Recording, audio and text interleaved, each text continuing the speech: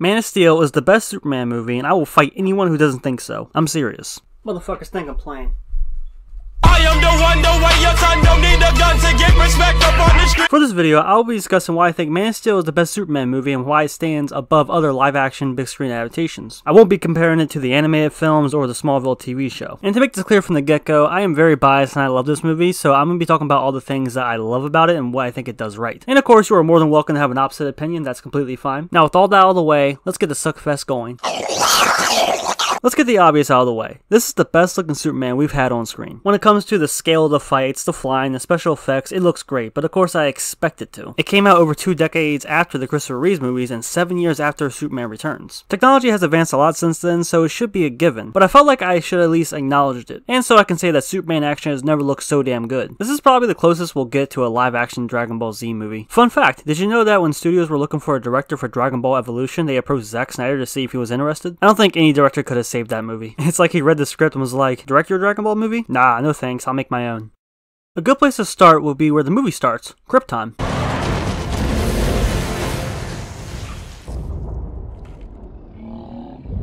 Thank you for your service.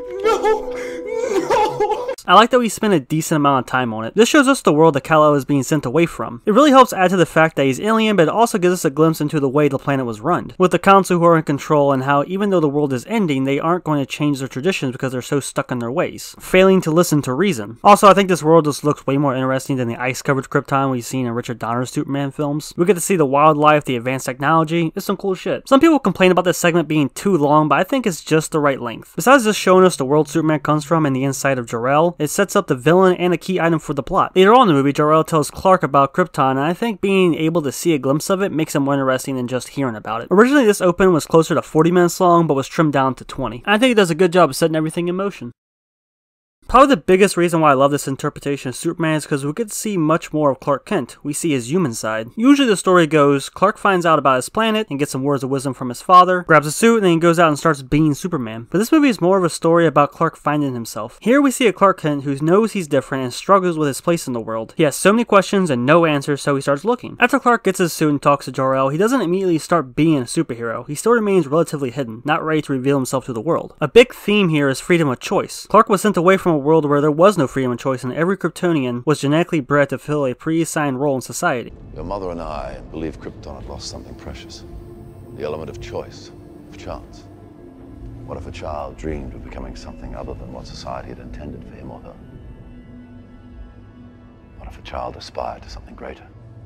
Kal-El being the first natural birth in centuries. That's why his father didn't come with him when the planet was going to blow up, and that's why he didn't want everyone to evacuate the planet, because they are all products of Krypton's flawed society and doomed to repeat it. Are you seriously suggesting that we evacuate the entire planet? No. Everybody here is already dead. Your mother, Lara, and I were a product of the failures of our world as much as Zod was, tied to its fate.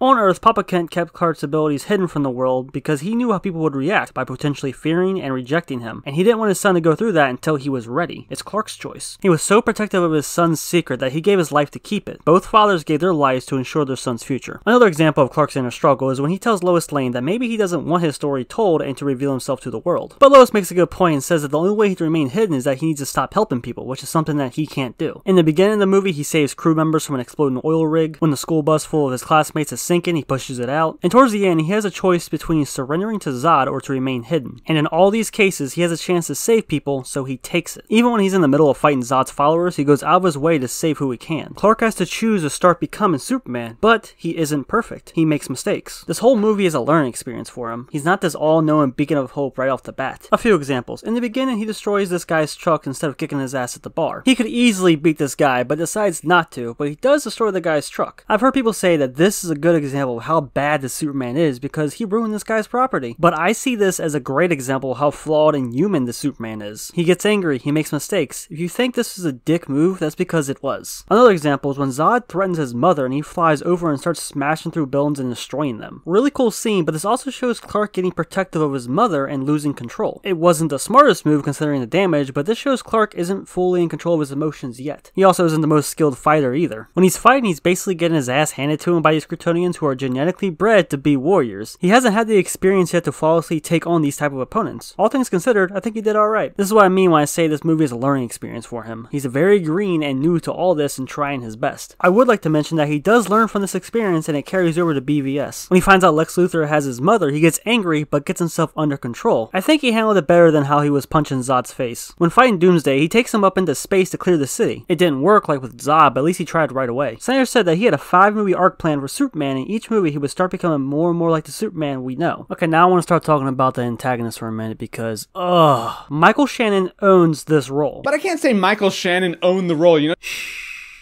He owned this role. Michael Shannon has always been an overlooked actor who consistently brings very solid performances, and his portrayal of Zod is no different. He brings intensity to a scene. He is both menacing and intriguing. He's a villain who wholeheartedly believes in what he's doing, mainly because he's genetically bred to not only master his senses and become a warrior, but to act for the good of Krypton, which in this case is killing Superman, taking the Codex DNA from his body, and creating a new Krypton by completely wiping out life on Earth. Now, as crazy all that sounds, you completely understand his motivation and why he's doing it. Clearly, committing mass genocide is bad, but he doesn't see it that way. He sees it as just fulfilling his role, doing what he was created to do. But what I love about Zod and his followers is that they are the exact opposite of Superman. Clark was a natural birth. He has freedom of choice. He's unsure of a lot of things. While Zod and his followers are products of Krypton's flawed society. They were born for one purpose and are dead set on accomplishing it. And to help drive home these differences, Fiora said, "You are weak, son of hell, unsure of yourself.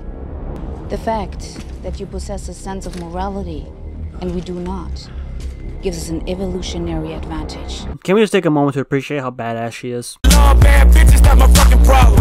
And yeah, I like the fuck, I got a fucking problem. I love bad bitches, that's my fucking problem. The end of the final battle, when Superman breaks Zod's neck, is a powerful scene. It's more than just Superman putting an end to an equally strong godlike being, it's him choosing humans over his own people. This is the last remaining member of his alien race, and he killed him so that humanity could survive. He made a very hard decision, and you can see it in the scream and openly sobbing afterwards.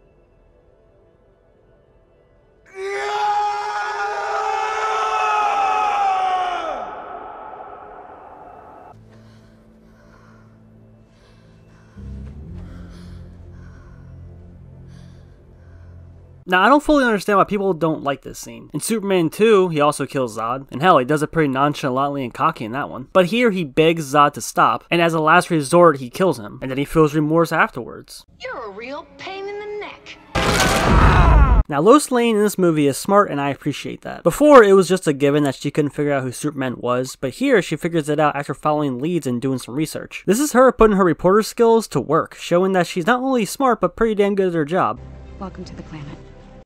Now, before I wrap this video up, I want to address some of the common criticism that this film receives. There is too much destruction / Superman killed more people than he saved. Well, the reason there is so much destruction is because simply there would be. You have super strong, godlike beings fighting each other. Yeah, I'm pretty sure there's going to be some destruction. And in cases like the Smallville fight, there are 2 Kryptonians fighting Superman. They're just as strong, better trained, and he's doing his best to try to manage the situation between fighting these 2. Now, at the end, most of the destruction is actually caused by the World Engine while Superman is literally on the other side of the planet. By the time he gets to Metropolis, it's destroyed a portion of the city, and the ship he takes down with his heat vision crashes near ground zero of the destruction, so it's already destroyed buildings. So majority of the destruction you see in Metropolis is not Superman's fault. Even when Superman and Zod start fighting each other, it goes to places like space, a bunch of empty buildings outside of a parking garage, and the new areas that they destroy, it's mainly both of their faults. Now, Superman saves people throughout the whole movie, and not to mention by stopping Zod, he saved the whole planet. There are some awkward and bad lines of dialogue. This is barely even criticism, it's just more of a nitpick. Whenever I hear this, people always point out the same 3 scenes. You know they say it's all downhill after the first kiss. You're a monster, Zod. And I'm gonna stop you. I just think he's kinda hot. I don't think these lines are bad or out of place, and the last one is played off as a joke. I just think he's kinda hot. Well, he is. And if you really want to get into it, I can simply counter by saying that most comic book movies have some very bad or awkward dialogue or straight up cringe lines. I mean, I could think of a few. Damn. Time travel! I see this as an absolute win. Thor, he's back. That kid on the TV just called me a dickhead again. Noob Master. Yeah, Noob Master 69. What are those? Nobody has to break anything. Clearly, you've never made an omelet. You beat me by 1 second. That is America's ass. Zack Snyder doesn't understand Superman. This is what I see when people say this. There were more people involved than just Snyder. Christopher Nolan and David S. Goyer came up with the story, but Snyder is the director, so he takes most of the criticism. But like I said earlier, Snyder had a 5-movie arc planned with Superman, and each film will bring him closer and closer to becoming the Superman that we know him as. Instead of Superman just being this upbeat, optimistic beacon of hope right off the bat, they instead wanted Superman to grow into that character. The religious symbolism. People say the religious symbolism is very on the nose and blunt, and it's pretentious to compare Superman to Jesus or a Messiah figure. You see, Superman has always been associated with being a god or a godlike being due to his powers and being morally correct. This isn't anything new for the character. There are 2 scenes where there is religious symbolism, and compared to other forms of media with Superman, I think this is far more subtle. Okay, subtle isn't the right word, but the religious symbolism is pretty sparse and used sparingly. And of course, I asked you guys, what do you think the best Superman movie is? And basically everyone said Man of Steel. But many people pay respects to Christopher Reeve, saying for his time, he was good. But many people did say that Man of Steel is a great adaptation of the character. And even Dan Jurgens was impressed and liked his version of Superman. He worked on the Death of Superman storyline and created Doomsday. Superman, Zack Snyder's vision of Superman. You mean across the couple of movies that he did, I assume? I thought it was very credible. I think Henry Cavill makes an outstanding Superman. I think he could be brighter. That would be my only comment. But if that's part of where the character goes, if that's part of the character arc, I think that's something that can get done. I'm certainly looking forward to the so-called Snyder Cut and what he's going to be doing in the future, because I think what we were seeing is so in a way, the Marvel movies, to me, all seem to rely on a formula, right? And it's a very effective one. And it's one that, as a viewer, is a lot of fun to watch. And I think what Snyder was trying to do is tell a deeper story than that. So I'm very interested in seeing what his vision is, because he's more of an auteur at that point. And I want to see what that vision is for those characters and how he wants to express his ideas in terms of where he wants to go. Guys, all in all, I really love this movie. I think it's one of Zack Snyder's best films he's directed. I think this is the best live-action Superman movie. Henry Cavill is the best Superman, and I can't wait to see more of this Superman in Zack Snyder's Justice League. So go ahead, leave a comment, let me know what you think of Man of Steel. Let me know what you like or loved or even hated about it. You all clearly know where I stand, so leave a comment and let me know. Thanks for watching, I'll catch you next time.